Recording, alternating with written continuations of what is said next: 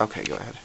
Okay, my name is Norma Grijalva. I'm Deputy CIO and Director of Telecommunications and Networking Services. And so that's. How did you get started as a tech coordinator? And by that question, do you mean my current job or just in technology or? Your current job now. Okay. Well, I guess it was a process. I got my master's and bachelor's in electrical engineering, and then I went to work at PSL on the designing things that went on satellites and things that flew on the long duration balloon. After being there for about 5 years, I got recruited to come to the computer center, and I started as a network engineer, and then moved into managing the network operations center, which is basically where the routers, where the internet comes in, all of the router programming, that kind of thing. Okay. And then I got this job, which was mostly this job, which was not only over the networking side, and the network operations sides, but the network engineering side, which does the building design and the fiber and all that sort of thing.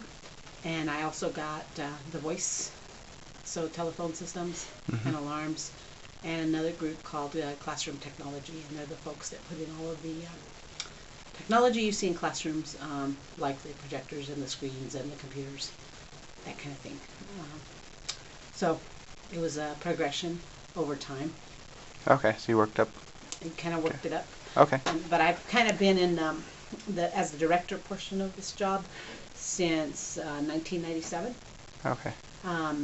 The deputy CIO just is something that I picked up this year, and that just encompasses more oversight over the entire ICT organization, not just the telecom and networking, but a little broader scope.